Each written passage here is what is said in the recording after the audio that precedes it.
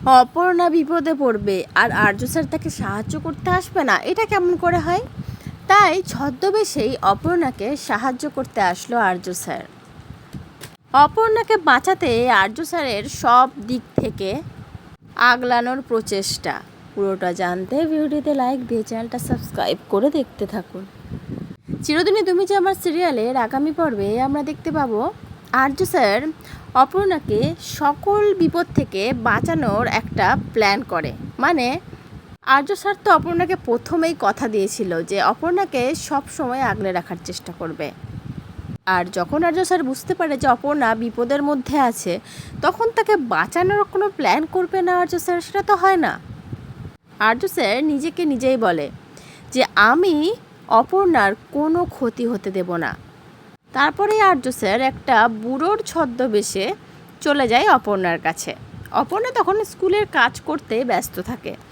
স্কুলের সব কিছু ঠিকঠাক গোছগাছ করার চেষ্টা করে, যাতে স্কুলটা স্কুলের মতো লাগে, কোনো পার্টি অফিসের মতো নয়, যাতে সেখানে স্টুডেন্টরা পড়াশোনা করতে পারে, অপর্ণা যাতে তাদের পড়াশোনাতে যথেষ্ট সাহায্য করতে পারে, সেরকমই কিছু চেষ্টা অপর্ণা নিজের তরফ থেকে করতে থাকে। আর তখনই আর্য স্যার ছদ্মবেশে চলে আসে। ছদ্মবেশ মানে এই লম্বা একটা দাড়ি ঝুলছে, চোখে কালো পাওয়ারের চশমা, মাথায় কাঁচা পাকা চুল, দেখে মনে হচ্ছে খুব বয়স্ক একজন। এই অবস্থায় আর্য স্যার অপর্ণার কাছে গিয়ে অপর্ণা ওই যে গোছগাছ করছে সেখানে সাহায্য করতে থাকে। কিন্তু আর্য স্যার অপর্ণার এত কাছাকাছি থাকবে আর অপর্ণা বুঝতে পারবে না, এটা তো অসম্ভব ব্যাপার। অপর্ণা তো আর্য স্যারের গায়ের গন্ধ চেনে, অনুভবে বুঝতে পারে যে তার আর্য স্যার তার কাছে চলে এসছে। সেরকম অপর্ণা বুঝেও যায় যে আর্য স্যার আশেপাশে কোথাও একটা আছে। এরপরে হয়তো কোনো একটা টুইস্ট ঘটবে, হয়তো কোনো রহস্য, হয়তো কোনো রোমান্টিক মুহূর্ত। তো কি ঘটবে এরপর সেটা জানতে তো অবশ্যই চোখ রাখতে হবে চিরদিনই তুমি যে আমার সিরিয়ালে।